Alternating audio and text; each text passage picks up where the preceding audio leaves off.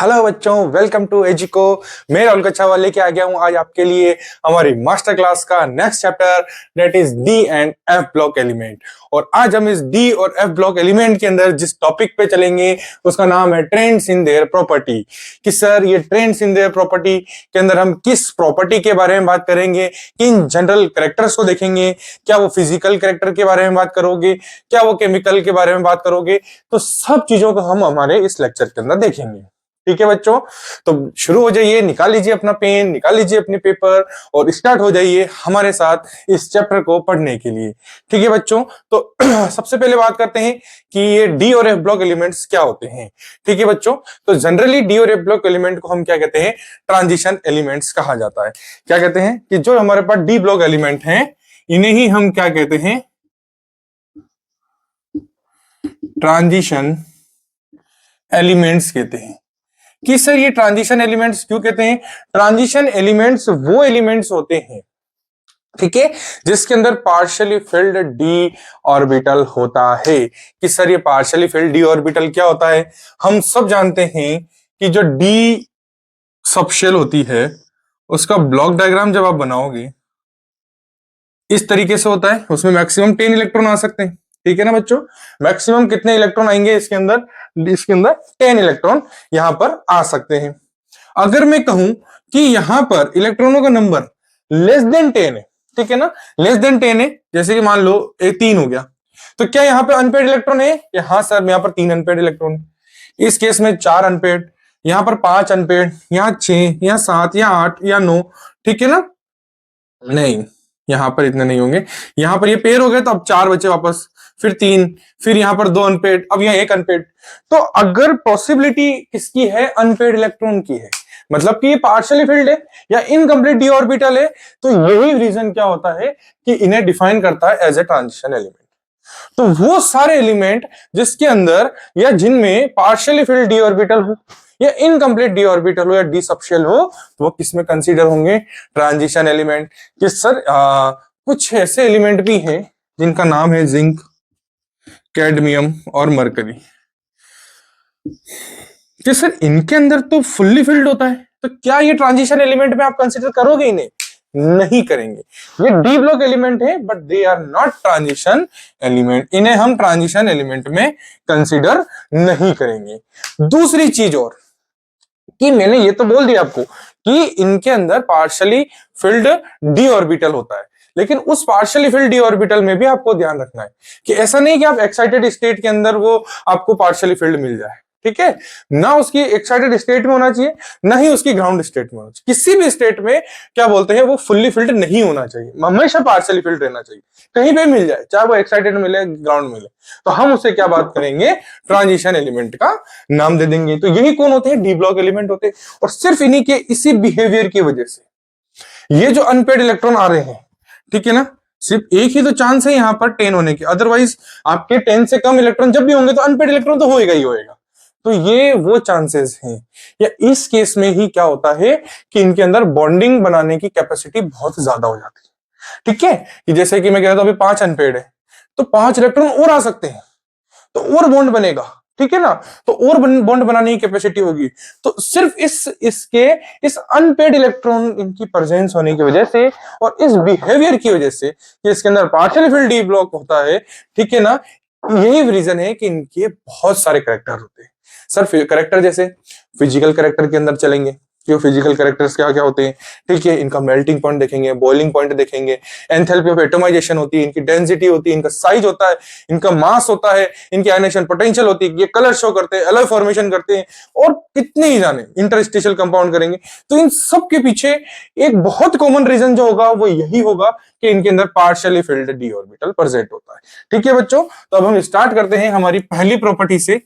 ठीक है, जो कि फिजिकल प्रॉपर्टीज होने जा रही है कि इनके अंदर जो कॉमन फिजिकल प्रॉपर्टीज होती है वो कॉमन फिजिकल प्रॉपर्टी यहां पर हम क्या क्या होगी। तो ये कैसे होते हैं? पहला, हाईली मेलिएबल होते हैं,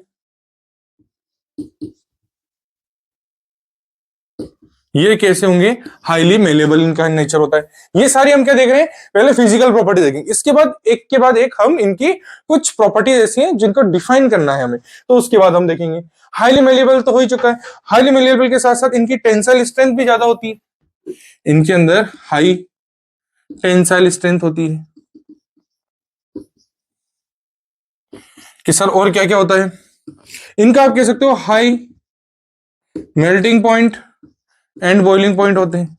कुछ एक्सेप्शंस होते हैं, जैसे कि सर कौन कौन से एक्सेप्शन आ गए, हर जगह आप एक्सेप्शन लेके आ जाते हो, जिंक, कैडमियम, मरकरी, हाँ सर ये तो बताया था ना आपने, एक मैग्नीज भी लगा लीजिएगा।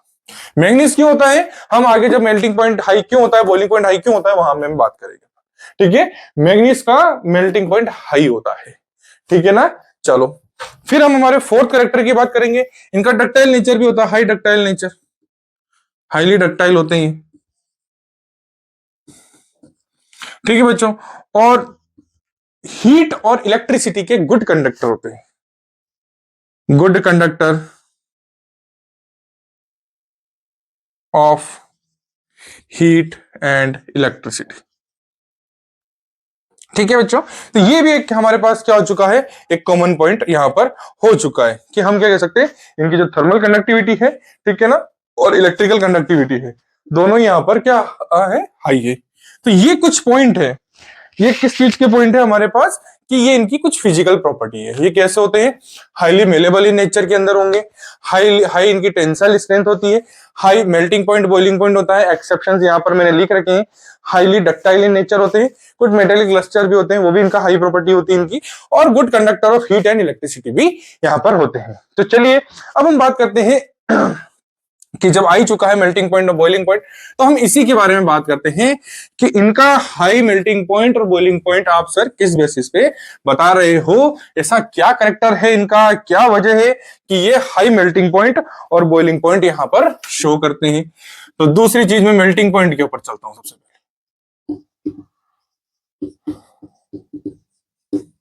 कि सर इनका मेल्टिंग पॉइंट हाई क्यों होता है।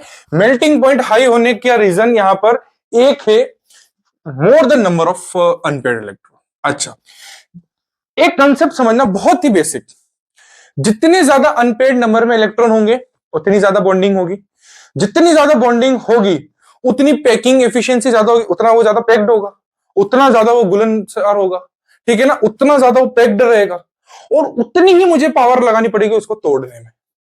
दो दोस्तों को तोड़ना आसान है, तीन दोस्तों को, बेस्ट फ्रेंड को तोड़ना और मुश्किल, चार को और मुश्किल, पांच को बहुत ज्यादा मुश्किल। तो मैक्सिमम हमारे पास नंबर ऑफ अनपेयर्ड इलेक्ट्रॉन 5 हो सकते हैं इस डी ब्लॉक एलिमेंट में, ठीक है ना, जो इसके मेटल है सारे, ठीक है। उससे कम 4, उससे कम 3, उससे कम 2, उससे कम है, तो जिसके पास 5 अनपेयर्ड इलेक्ट्रॉन है वो 5 जनों के साथ बॉन्ड बना सकता है, जैसे 4 अनपेयर्ड इलेक्ट्रॉन है वो 4 के साथ बना सकता है। तो 5 जने जब जब वो जिसके पास 5 अनपेयर्ड इलेक्ट्रॉन है 5 के साथ जब बॉन्ड बनाएगा तो ज्यादा पैकिंग होगी, तो उसको हमें मेल्ट करना भी बहुत मुश्किल होगा। तो मैं कह सकता हूं कि उसको मेल्टिंग पॉइंट अब क्या हो जाएगा, बढ़ जाएगा। क्यों बढ़ा, क्योंकि नंबर ऑफ अनपेयर्ड इलेक्ट्रॉन बहुत ज्यादा है, नंबर ऑफ अनपेयर्ड इलेक्ट्रॉन बहुत ज्यादा है, तो मेल्टिंग पॉइंट क्या हो चुका है, बढ़ चुका है। तो क्या उसकी थर्मल स्टेबिलिटी बढ़ जाएगी, कि हाँ सर, क्योंकि इतनी आसानी से वो हीट करने पे या टेम्परेचर रेस करने पे वो मेल्ट नहीं होगा, तो वो थर्मली भी कैसा है, स्टेबल है। तो उसकी थर्मल स्टेबिलिटी भी क्या हो चुकी है, बढ़ चुकी है। अब कुछ एग्जांपल थे, मैंने बताया था जिंक, कैडमियम, मरकरी, मैंने बोला था कि ये इनका मेल्टिंग पॉइंट बहुत लो होता है। क्यों होता है, क्यों, क्योंकि इसके अंदर जो डी ब्लॉक होगा इनका, उस वो किस तरीके से होगा, इस तरीके से होगा, इनके आउटर मोस्ट शेल के अंदर, या मैं कह दूं इनके डी सब शेल में 10 के 10 इलेक्ट्रॉन यहां पर फिल्ड रहेंगे। तो 10 के 10 इलेक्ट्रॉन फील्ड है, क्या कोई अनपेयर्ड इलेक्ट्रॉन है, नहीं है। तो क्या कोई बॉन्ड बनाएगा, नहीं बनाएगा। क्या इसको मेल्ट करना आसान है, सर बहुत आसान है, इसलिए इनका मेल्टिंग एंड बॉइलिंग पॉइंट बहुत ज्यादा लो हो जाता है। कोई डाउट बच्चों। सर अपने मैग्नीज के बारे में बताया था, तो मैग्नीज का रीजन ये है कि इसका जो लेटिस होता है, ठीक है बच्चों, मैग्नीज के अंदर बात करेंगे तो उसका डिफाइनिंग शेप नहीं है, इसकी कोई defining, not defining any shape. तो यही ऐसी वजह होती है कि कोई पैकिंग नहीं होती। अगर कोई पैकिंग नहीं है तो यहां पर बहुत टफ हो जाता है इसके लिए मेल्टिंग पॉइंट का पता लगाना जो कि बहुत ही कम होगा, कि जब शेप ही नहीं है, ठीक है ना, डिफाइन ही नहीं कर सकते, तो उसको बहुत इजीली टाइम लगता है इसमें मेल्ट होने में। यही रीजन है कि इनके ये क्या है, इनके एक्सेप्शन है।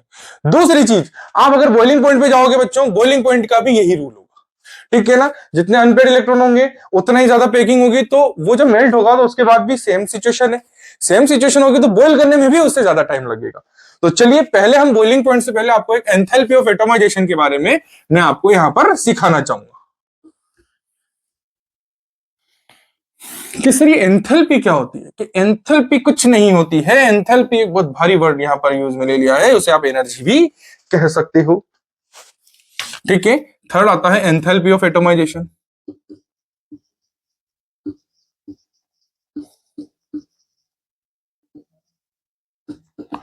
कि भाई अब ये एंथैल्पी ऑफ एटमाइजेशन क्या होता है। मैं कहता हूं कि मेरे पास क्या है, कोई एक लेटिस है, तो सबसे पहले मैं क्या करूंगा, उस लेटिस को हीट करूंगा। उस लेटिस को हीट करने के बाद, ठीक है ना, उस लेटिस को, जैसे कि मैं कह देता हूं यहां पर मेरे पास कोई लेटिस है ना, आयरन का कोई एक लेटिस है ना, ये भी किस में है, पूरा सॉलिड में। अभी मैं इसको क्या करूंगा, कुछ अमाउंट में यहां पर एनर्जी दूंगा, ठीक है ना, उसको हीट करा, चलो हीट करके क्या हो जाएगा, इसके बॉन्ड ब्रेक हो जाएंगे, और यहां पर ये समझो कि ये इसका किसमें टूट चुका है, छोटे छोटे छोटे छोटे सॉलिड सॉलिड सॉलिड स्ट्रक्चर के अंदर ये क्या हो चुका है, टूट चुका है, ठीक है। अब इस लेटिस का ये एटम बन चुका है। इस लेटिस के जो सॉलिड एटम है, इस लेटिस के सॉलिड एटम को इस लेटिस के एक गैसियस एटम में बदलने में जो हमारे को हीट लगती है, उसे ही हम क्या कहते हैं, एंथैल्पी ऑफ एटमाइजेशन कहते हैं।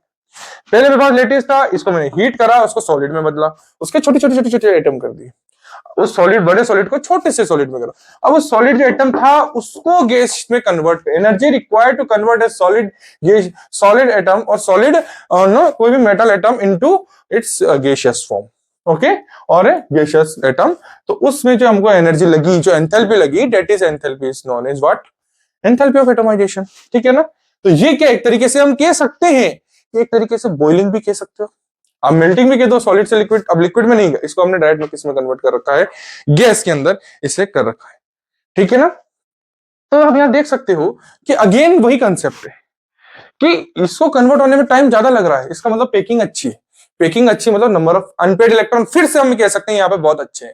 अगर नंबर ऑफ अनपेड इलेक्ट्रॉन बहुत ज्यादा है तो इनका मेटेलिक बॉन्ड भी ज्यादा होगा। तो मैं अगेन वही क्या कहूंगा कि हमने क्या बोला था, देखो मेल्टिंग पॉइंट तो directly proportional to melting, directly proportional किसके हुआ करता था, बताओ, नंबर ऑफ अनपेड इलेक्ट्रॉन के, ठीक है ना। अब जितने ज्यादा होंगे उतना ही ज्यादा अच्छा मेटेलिक बॉन्ड होगा, जितना ज्यादा मेटेलिक बॉन्ड अच्छा होगा उतना ही उस मेटल को सॉलिड से गैस में टूटने में एनर्जी लगेगी, तो उतनी ज्यादा उसकी डेल्टा एच होगा, और जितना ज्यादा ये होगा उतना ही ज्यादा बॉइलिंग पॉइंट भी होगा। तो इस रिलेशन को बच्चों बहुत अच्छे से यहां पर आपको याद रखने की जरूरत है, क्या कि मेल्टिंग पॉइंट जितना ज्यादा होगा, कब ज्यादा होता है मेल्टिंग पॉइंट, जब अनपेड इलेक्ट्रॉन ज्यादा है। अनपेड इलेक्ट्रॉन ज्यादा है तो उसकी मेटेलिक बॉन्डिंग अच्छी होगी, मेटेलिक बॉन्डिंग अच्छी है तो उसका डेल्टा एच क्या होगा, बहुत अच्छा होगा, वो अच्छा होगा तो बॉइलिंग पॉइंट भी ज्यादा होगा। Is that clear to you बच्चों। चलिए अगला चलते हैं हम डेंसिटी के ऊपर। कुछ ट्रेंड्स हैं, ये ज्यादा वो नहीं है कि आप याद नहीं कर सकते हैं, बहुत ही आसान है, आप नंबर ऑफ अनपेड इलेक्ट्रॉन का कंसेप्ट को अपने दिमाग में बैठा के रखें। चलिए चौथा हम चलते हैं किसके ऊपर, चलो डेंसिटी के ऊपर चलते हैं।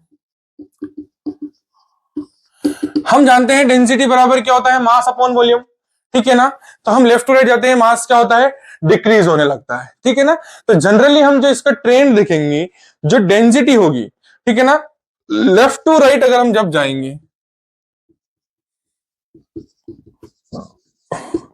तो यहां पर ना बच्चों कहीं ना कहीं वेरिएशंस आते रहते हैं, कि जनरली हमारे पास लेफ्ट टू राइट जाने पर ये क्या होती है, इंक्रीज होगी, ठीक है ना। जैसे मैं एक बार बना देता हूं,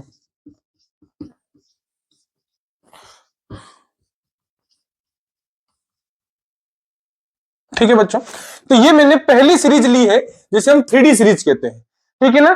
कि सर यहां पर मेल्टिंग पॉइंट का आप ऑर्डर अगर हमें बताना है तो आप यहां पर मेल्टिंग पॉइंट के ऑर्डर को किस तरीके से बताएंगे सर? तो देखो मैंने बोला ना लेफ्ट राइट इंक्रीज, ये बच्चों डेंसिटी है ना, सॉरी वो भी क्या है मेल्टिंग पॉइंट के ही दिमाग में हम ख्यालों में खोए हुए। डेंसिटी का आपको ट्रेंड्स बताने हैं कि लेफ्ट टू राइट कैसा होगा, increase increase increase increase increase increase, but यहां पर थोड़ा सा सेम हो जाती है और यहां उल्टा केस हो जाता है। यहां पर सेम इसीलिए पहले जिंक की बात करते हैं। जिंक के साथ ऐसा क्यों हुआ, मैंने क्या बताया कि जिंक एक एक्सेप्शन है, क्यों? क्योंकि इसमें number of unpaired electron full हो जाते हैं, तो ज्यादा इलेक्ट्रॉन हो गया, फुल्ली पैक्ड हो गया तो अट्रैक्शन बढ़ जाता है, तो साइज थोड़ा छोटा आने लगता है, ठीक है, मास में थोड़ी गिरावट होती है, तो वही रीजन होता है। और इसमें स्टेबिलिटी का फर्क पड़ता है, ठीक है ना, इसलिए इन दोनों का ऑलमोस्ट सेम होता है। अदरवाइज लेफ्ट टू राइट हम जाएंगे तो ये क्या हो रही है, इंक्रीज होगी, ठीक है ना बच्चों। चलिए नेक्स्ट टॉपिक पे चलते हैं, डेट इज एटॉमिक साइज के दो या एटॉमिक मास आप कह सकते हो, जो आप कहो।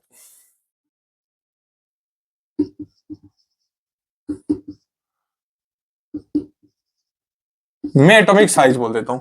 एटम का साइज किस पे डिपेंड करता है, किस तरह हम जानते हैं कि लेफ्ट से राइट अगर आप जब जाओगे, ठीक है ना, हम पीरियोडिक ट्रेंड की तरफ जाएंगे, मैं ज्यादा एक्सप्लेन नहीं करूंगा क्योंकि ये ओल्ड टॉपिक है, ठीक है ना, थोड़ा बहुत आपको अच्छे से समझाता हूं कि लेफ्ट से राइट आप जब जाते हो, ठीक है ना, तब नंबर ऑफ इलेक्ट्रॉन्स इंक्रीज होती है।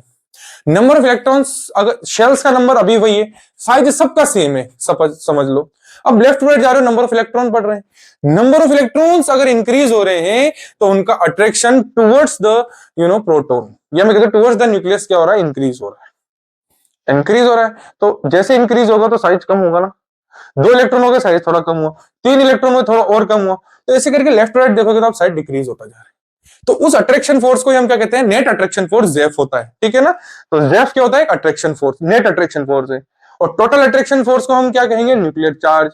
और टोटल रिपल्शन फोर्स को हम क्या कहेंगे, शील्डिंग इफेक्ट कहेंगे, ठीक है। और अप टू डाउन जब जाते हैं तो वैलेंस शेल के इलेक्ट्रॉन हमेशा फिक्स है, ठीक है ना, वैलेंस शेल के इलेक्ट्रॉन हमेशा फिक्स्ड होते हैं, चेंज क्या होता है, शेल्स का नंबर बढ़ता है। तो साइज बढ़ रहा है तो मास अपने आप बढ़ेगा।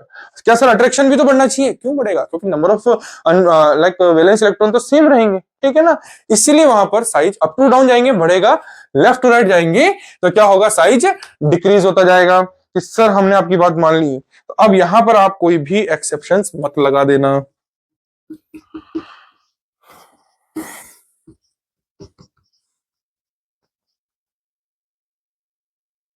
ठीक है सर। अब सर आपके हिसाब से तो लेफ्ट टू राइट क्या होना चाहिए, साइज बढ़ना ही चाहिए, लेकिन हमें यहाँ पर थोड़ा सा हम कह सकते हैं कि जैसे कि मैं कहता हूँ decrease decrease decrease decrease decrease, यहाँ पर थोड़ा फ्लक्चुएशन आ जाता है और यहाँ पर साइज का इश्यू आता है। ऐसा क्यों होता है, अगेन मैं आपको वही बात बोलूंगा कि यहाँ पर इलेक्ट्रॉन बहुत ज्यादा हो चुके हैं, ठीक है ना, तो इनके पीछे जब रीजन की तरफ जाओगे, यहाँ पर जेफ का रीजन होगा। यहां पर क्यों है, क्योंकि देखो लेफ्ट राइट जेफ इंक्रीज तो अट्रैक्शन इंक्रीज, अट्रैक्शन इंक्रीज होगा तो साइज डिक्रीज होता जा रहा है। साइज डिक्रीज क्यों हो रहा है, क्योंकि जेफ इंक्रीज है। यहां पर इनका साइज ऑलमोस्ट सेम है, क्योंकि जो नेट अट्रैक्शन फोर्स है वो नेट रिपल्शन फोर्स के ऑलमोस्ट बराबर है, ठीक है ना, हम कह सकते हैं total attraction total repulsion force के बराबर है, तो कोई ज्यादा अंतर नहीं है। यहां साइज इंक्रीज हो गया, साइज बढ़ गया, इसका मतलब क्या, अट्रैक्शन डिक्रीज हो गया, ठीक है ना, तो यहां जेफ क्या हो रहा है, डिक्रीज हो रहा है। यही रीजन है कि साइज का ऑर्डर ऐसा क्यों आया है, ठीक है। एक और होता है, ये तो हमने यहां पर पीरियड, किस पीरियड के अंदर बात करी है, ग्रुप के अंदर चलेंगे, 3D सीरीज होती है, 4D और 5D। तो अप टू डाउन इंक्रीज तो है, लेकिन इन दोनों का बराबर साइज होता है। इसका एक ही रीजन है, लेंथेनॉइड कॉन्ट्रैक्शन। कि सर ये लेंथेनॉइड कॉन्ट्रैक्शन क्या होता है, लेंथेनॉइड कॉन्ट्रैक्शन बच्चों वो चीज होती है, इसे समझिए कि जब आप 4D से 5D की तरफ जा रहे हो, मैंने बताया था आपको, तो वहां पर बीच में एक 4F सीरीज भी आती है। तो उस सीरीज में क्या होता है ना कि इलेक्ट्रॉन पहले फोर्थ के अंदर जाने की कोशिश करता है, ठीक है ना, फोर्थ सबशेल में जाने की कोशिश करेगा। तो जब उसके अंदर इलेक्ट्रॉन जाएगा, ठीक है ना, तो वो न्यूक्लियस के और ज्यादा करीब हो गया, ठीक है ना। जो पुराने इलेक्ट्रॉन है वो तो बाहर है, लेकिन जो 4 की जो शेल है, जैसे 4s वो अंदर ही मिलेगा आपको, 4p वो अंदर ही मिल जाएगा, लेकिन आप देखोगे 5D वो बाहर है, ठीक है ना। तो वहां पर जो नया इलेक्ट्रॉन आ रहा है वो इंटरनल आ रहा है, साइज इतना है, ऑलमोस्ट इनिशियली साइज इतना है, लेकिन अब साइज बढ़ता कब है? जब इलेक्ट्रॉन नंबर बढ़ रहा है, नंबर बढ़ा, जगह कम पड़ी तो एक शेल और इंक्रीज होगी। लेकिन अब जो इलेक्ट्रॉन आ रहा है वो यहां नहीं आ रहा है, वो अंदर आ रहा है, ठीक है ना, तो अंदर की शेल में आ रहा है, तो और ज्यादा अट्रैक्शन हो रहा है, पास में आ रहा है वो, तो ज्यादा अट्रैक्शन होने की वजह से साइज क्या होने लगता है? डाउन होने लगता है, डिक्रीज होने लगता है। तो वो जो डिक्रीज हुआ है तो वो क्या हो जाता है? ऑलमोस्ट ऑलमोस्ट 4D और 5D का लगभग बराबर हो जाता है। ये लेंथ एंड कॉन्ट्रैक्शन यहाँ 4D के यहाँ प्रेजेंट होता है, ठीक है ना, तो इनका क्या हो जाता है? साइज में क्या होता है? डिक्रीजमेंट आने लगता है, ठीक है ना, तो इन दोनों के बीच में डिक्रीज होना स्टार्ट हो गया, इसलिए इनका साइज लगभग लगभग क्या हो जाता है? बराबर हो जाता है, इक्वल हो जाता है। यही रीजन है कि यहाँ पर एटॉमिक साइज के अंदर वेरिएशंस इस ग्रुप्स के अंदर क्यों आता है। ठीक है बच्चों, ये चीज क्लियर हुई है। चलिए अब अपन अगली चीज पे चलते हैं। एटॉमिक साइज का हमारा टॉपिक क्लियर हुआ है। लेंथ एंड कॉन्ट्रैक्शन मैंने आपको बता दिया है कि क्यों होता है, क्योंकि आने वाला इलेक्ट्रॉन इंटरनली आएगा, या मैं कह दूं इनर शेल्स के अंदर वो इलेक्ट्रॉन जाएगा, या मैं कह दूं इनर सब शेल में इलेक्ट्रॉन जाएगा। तो वहां पर जब इलेक्ट्रॉन जाएगा तो वहां पर क्या होगा कि कुछ चेंजेस आएंगे। चलिए अब हम बात करते हैं किसके बारे में। हमारा जो अगला टॉपिक है वो होगा आयनाइजेशन एनर्जी। इस सर कभी तो ये आयनाइजेशन एंथैल्पी होता है,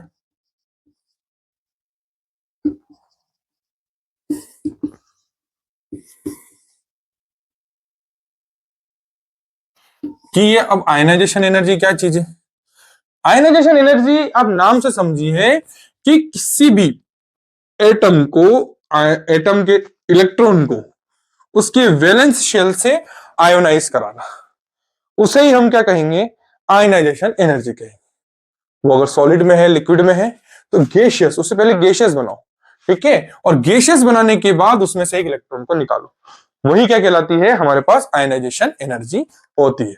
समझ में आ गई? क्या बोला मैंने कि किसी भी गैसियस एलिमेंट की वैलेंस शेल से इलेक्ट्रॉन निकालने में जो एनर्जी लगी उसे आयनाइजेशन एनर्जी, आयनाइजेशन एंथैल्पी कहते हैं। दूसरी चीज, वो जो हम इलेक्ट्रॉन निकालेंगे वो ग्राउंड स्टेट से निकलना चाहिए, not in the excited state, ठीक है, तो यही क्या होती है? आयनाइजेशन एनर्जी होती है। और आयनाइजेशन एनर्जी भी ट्रेंडिंग शो करती है कि सर ट्रेंड्स कैसे शो करेगी? लेफ्ट टू राइट और अप टू डाउन, इसके अंदर भी वेरिएशंस आते हैं। लेफ्ट टू राइट आप देखोगे तो इंक्रीज होता है, left to right ionisation energy increase होती है। क्यों? क्योंकि साइज डिक्रीज हो रहा है, साइज डिक्रीज हो रहा है तो अट्रैक्शन बहुत ज्यादा है।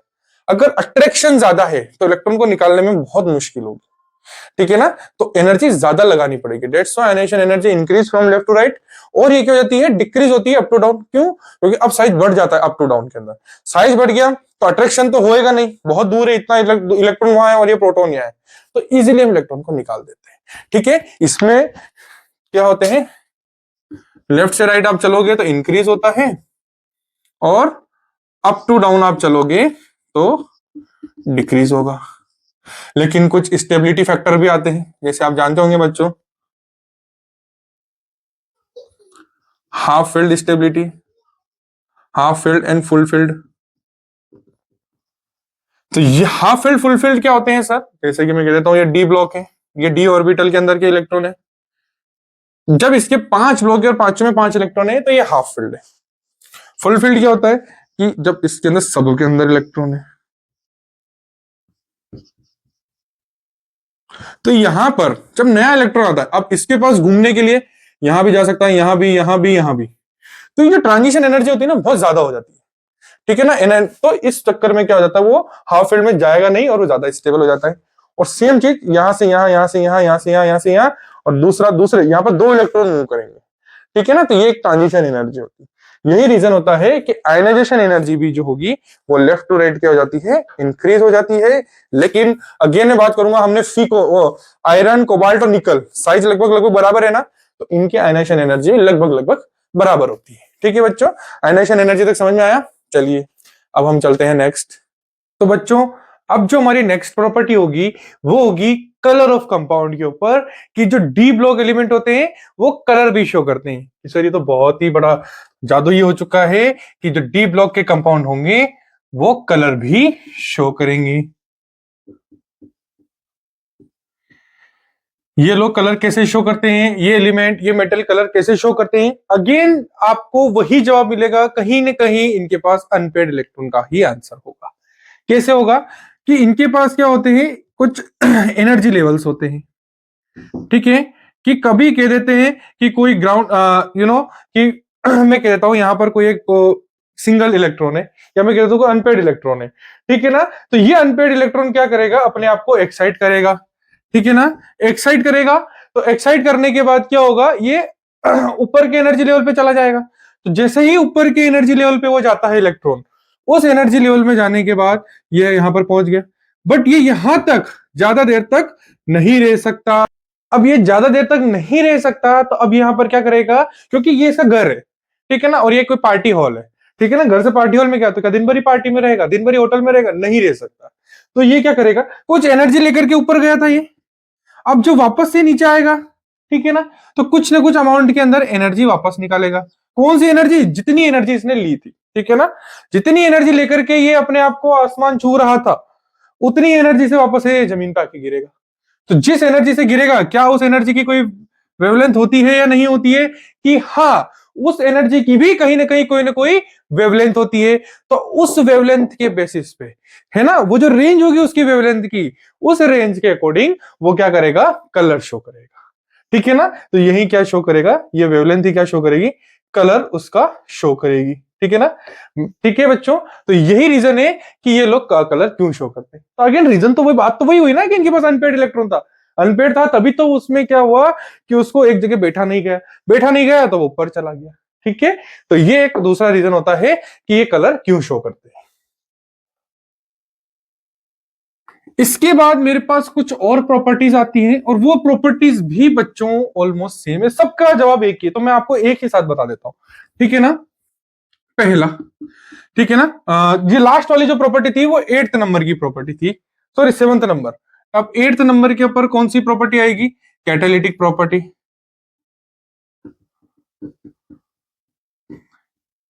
जो 9th नंबर पे आती है वो आती है इंटरस्टिशियल कंपाउंड।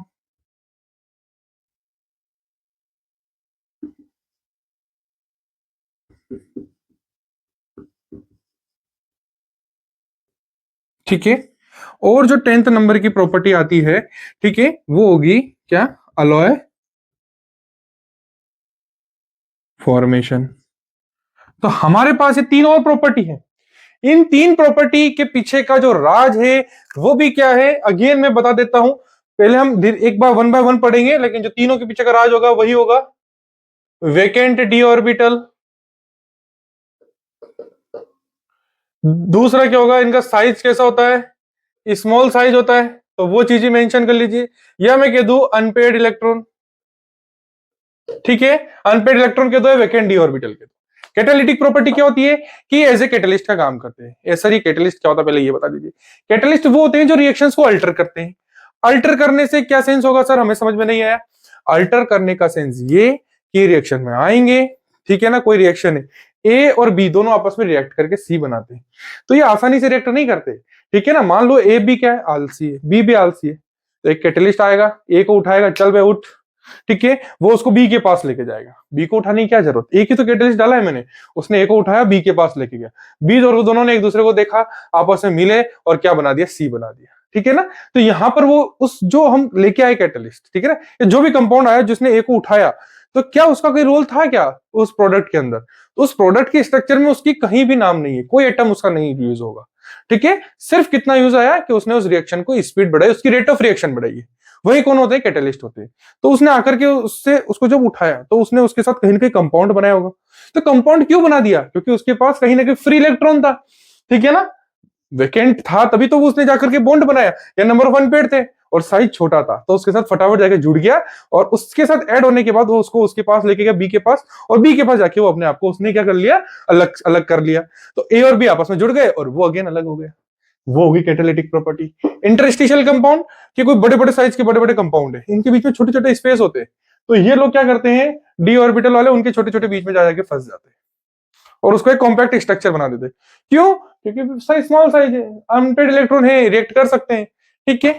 नेक्स्ट थिंग पे आ जाओ, अलॉय फॉर्मेशन। कि सर अलॉय क्या होते हैं, अलॉय तो सब जानते हैं कि कोई भी दो तीन चार या हम कोई मोर देन टू और मोर देन टू मेटल्स को जो हम मिक्स करते हैं, और उससे जो हमें एक बढ़िया स्ट्रक्चर मिलती है जो कि बहुत यूजफुल है, ठीक है। अब जैसे आप आयरन को कह दो, आयरन को पे कोरोजन हो जाता है, तो आयरन को हम क्या करते हैं, मिक्स कर देते हैं, ठीक है ना। तो उसके अंदर कुछ मिक्सर का हम क्या करते हैं, कुछ मेटल्स को ऐड करके उससे हम स्टील बना लेते हैं। तो स्टील को जंग नहीं लगता, कोरोजन नहीं होता, उसकी रस्टिंग नहीं होगी, ठीक है ना। तो वो क्या हो चुका, अलॉय बन चुका है। तो ऐसा क्यों हुआ, क्यों हमने जो दूसरा जो भी हमने उसके अंदर मेटल उसमें ऐड करा, वो कौन होगा, यही होंगे, डी ब्लॉक वाले। क्यों होंगे, small size, vacant D orbital है, अनपेयर्ड इलेक्ट्रॉन है। तो सबका रीजन आप कहीं भी जाओगे ऑलमोस्ट क्या आएगा, वैकेंट डी ऑर्बिटल होगा उनके पास, ठीक है ना, उनका स्मॉल साइज होगा, ठीक है ना। और इनका चार्ज भी अच्छा खासा होता है कि 2+, आपने देखा होगा Mn+7 तक एग्जिस्ट करता है। तो +7 कितना अट्रैक्ट करेगा, तो इनका आयनिक चार्ज भी बहुत हाई होता है ना इनके पास। यहां पर आप एक रीजन ये भी लिख सकते हो, हाई आयनिक चार्ज, ठीक है ना। हाई आयनिक चार्ज है तो अट्रैक्ट अच्छे से करेंगे, आ जाओ नेगेटिव वाले, आ जाओ हमसे हमारे साथ रिएक्ट करो। तो यही 10 हमारे पास क्या थी इस डी ब्लॉक और के अंदर जो ट्रेंड्स था प्रॉपर्टी का, वो ये था, ठीक है। तो ये क्या थी, हमारी सारी प्रॉपर्टीज थी। तो हम फिर से एक बार इसको रिकैप करते हैं। पहले हमने ट्रांजिशन मेटल्स के बारे में पढ़ा, कौन होते हैं ट्रांजिशन एलिमेंट्स, वो एलिमेंट जिनके अंदर पार्शियली फिल्ड डी ऑर्बिटल होगा। पार्शियली फिल्ड का मतलब क्या होगा कि डी ऑर्बिटल के अंदर अनपेयर्ड इलेक्ट्रॉन प्रेजेंट होंगे, उन्हें ट्रांजिशन एलिमेंट कहेंगे। सेकंड नंबर पे आ जाओ। दूसरी जो हमने उसकी ये तो हमने उसकी डेफिनेशन देखी थी। फिर हमने कुछ फिजिकल प्रॉपर्टी देख ली थी, इनका ductile nature, malleable nature, melting point, boiling point के नेचर देखे थे, सब हाई होते हैं इनके, ठीक है। फिर हम मेल्टिंग पॉइंट के टॉपिक के ऊपर आए थे, ठीक है। मेल्टिंग पॉइंट क्या कहते हैं कि इनका हाई होता है, क्यों होता है, नंबर ऑफ अनपेयर्ड इलेक्ट्रॉन ज्यादा है, ठीक है। वो ज्यादा है तो क्या हो जाएगा कि ज्यादा लोग आकर के उसके साथ बॉन्ड बनाएंगे, ज्यादा आके बॉन्ड बनाएंगे तो क्या हो जाएगा, मेटेलिक बॉन्ड अच्छे होंगे, स्ट्रॉन्ग होंगे।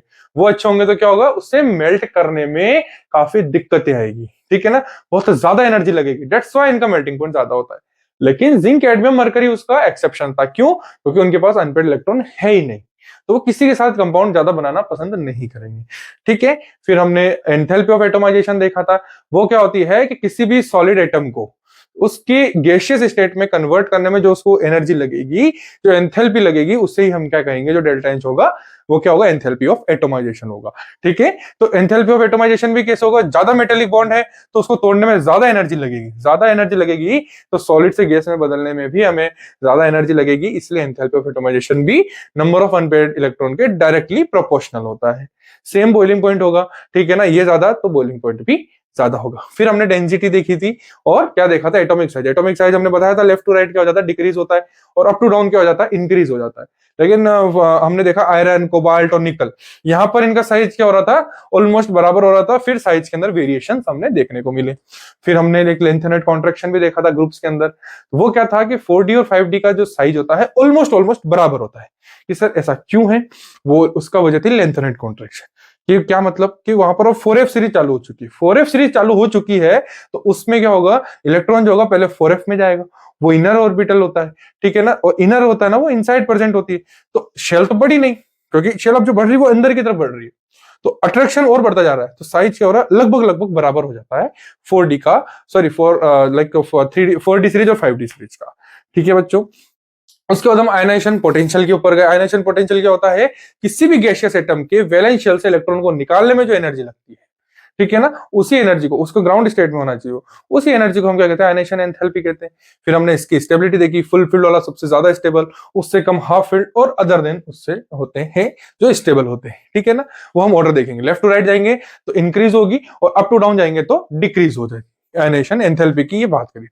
फिर हमने अभी देखा, कलर देखा था कि कोई भी इलेक्ट्रॉन है वो एक्साइट हो रहा है, तो एक्साइट होने के बाद जब वापस ग्राउंड स्टेट में आता है तो कुछ एनर्जी लूज करता है, तो वो एनर्जी की जो पर्टिकुलर वेवलेंथ होती है उसके अकॉर्डिंग वो कलर शो करेगा। फिर लास्ट हमने देखे थे कैटालिटिक प्रॉपर्टी देखी थी, इंटरस्टिशियल कंपाउंड देखे थे, और एलॉय फॉर्मेशन देखा था। ऐसा क्यों हुआ कि ये इसके पास ये 3 कैरेक्टर कहां से आए, उन 3 कैरेक्टर का रीजन भी वही सेम था, क्या कि इनके पास अनपेयर्ड इलेक्ट्रॉन है। अनपेयर्ड इलेक्ट्रॉन है इसका मतलब वैकेंट डी ऑर्बिटल, और इनका साइज कैसा होगा, स्मॉल होगा, इनके पास अनपेयर्ड इलेक्ट्रॉन बहुत हो गए। लास्ट ये भी बहुत अच्छा इंपॉर्टेंट पॉइंट है, इनके आयनिक चार्ज ज्यादा होते हैं, ठीक है ना। इसका मतलब है कि इनकी ऑक्सीडेशन स्टेट बहुत ज्यादा होती है, +7 तक एग्जिस्ट कर सकता है, कोई +5, कोई +6, कोई +4 तक एग्जिस्ट कर सकता है। तो जितना ज्यादा प्लस चार्ज होगा उतना ही ज्यादा वो नेगेटिव को अपनी तरफ अट्रैक्ट करता है, ठीक है बच्चों, यहां तक बात समझ में आ गई है। तो ये था सारे ट्रेंड्स देखे, ठीक है, इन ब्लॉक्स, इस ट्रांजिशन मेटल्स के, ठीक है, ये सारे हमने ट्रेंड्स के बारे में बात करी है, ठीक है। अब जैसे मैंने अभी बताया ऑक्सीडेशन स्टेट, तो हम हमारे नेक्स्ट लेक्चर के अंदर कुछ रिएक्शंस भी देखेंगे, ठीक है ना, और हम आगे की तरफ बढ़ेंगे, ठीक है। और उसके बाद लास्ट के अंदर मैं आपको इसके जो कॉमन क्वेश्चंस जो पूछे जाते हैं, थ्योरेटिकल प्लस कुछ रिएक्शन बेस्ड। तो आज तो हमारे पास सारा थ्योरेटिकल पोर्शन था, ठीक है। तो आप जाइए प्रीवियस ईयर के क्वेश्चंस उठाइए और सारे क्वेश्चंस कीजिए, ठीक है ना। पूरे थ्योरेटिकल है, आपको यहाँ पर सिर्फ डेफिनेशन लिखनी है, ठीक है। ये सबकी डेफिनेशन को याद करना ही आपका नया होमवर्क है। कोई भी ऑर्डर को बनाना आप इंडेक्स के क्वेश्चन भी कर लीजिए, ठीक है। तो ये मास्टर क्लास का हमारा आज trends in physical in the property खत्म हुआ, और ये सारी प्रॉपर्टी में हम फिजिकल भी काउंट है और केमिकल प्रॉपर्टीज भी काउंट हो चुकी है, ठीक है बच्चों। तो आज के लिए हम यही करते हैं, ठीक है। क्वेश्चंस को जरूर ट्राई कीजिएगा। अगला लेक्चर जो आएगा हम कुछ रिएक्शन बेस्ड होगा, उसके बाद हम इसके कॉमन क्वेश्चंस करेंगे, ठीक है बच्चों। हमारे इस चैनल एजुको के साथ जुड़े रहिए, इसे लाइक शेयर सब्सक्राइब कीजिए, और यहाँ पर रेगुलर अपडेट आपको हर एक लेक्चर की मिलती रहेगी, और केमिस्ट्री आप अच्छे से अच्छे नंबरों से पास हो सकते हैं। Thank you.